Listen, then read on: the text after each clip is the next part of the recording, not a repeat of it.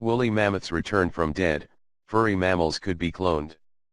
Woolly mammoths could rise from the dead after tens of thousands of years as part of landmark scientific plans to clone the long-extinct beasts.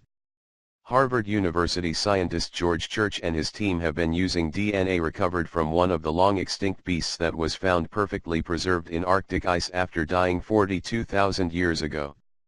Professor Church said that by merging genes from the woolly mammoths with that of elephants, their species may be resurrected. Speaking to The Sun Online, he said, "We have already revived dozens of genes and are testing them in elephant cells. We are focusing on reviving mammoth genes and making a mammoth/elephant hybrid and help them spread to vast wild, Arctic climates." Professor Church and his team of scientists are using a gene editing technique to cut and paste strands of DNA into elephant stem cells to eventually develop the embryo of a woolly mammoth. He believes that within 2 years he can grow a woolly mammoth and elephant hybrid within an artificial womb as opposed to using a female elephant as a surrogate mom. If the cloning attempts are successful, they would be taken to Pleistocene Park, a 20,000-hectare zone in the furthest stretches of remote Siberia, currently being developed by Russian scientists in a bid to recreate an Ice Age ecosystem.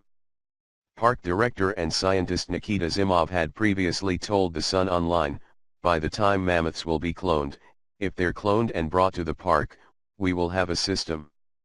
They'll eat shrubs, break down shrubs. They'll trample down the grass, eat the grass. The park is to show animals can transform the vegetation."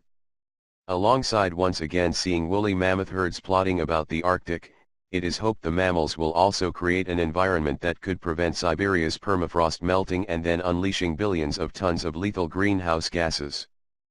Permafrost is ground at or below the freezing point of water, 0 degrees Celsius, for more than 2 years. This melting process has been dubbed the methane bomb because should it occur, it would dramatically impact on climate change, melt the ice cap and potentially flood countries around the world. Bubble-like mounds have been emerging with some bursting and spewing out toxic gas.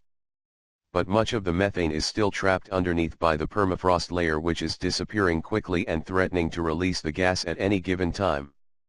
If the mammoth/elephant hybrids could be brought back to life, Professor Church believes they could repopulate these freezing wastelands and help lock in the deadly toxins.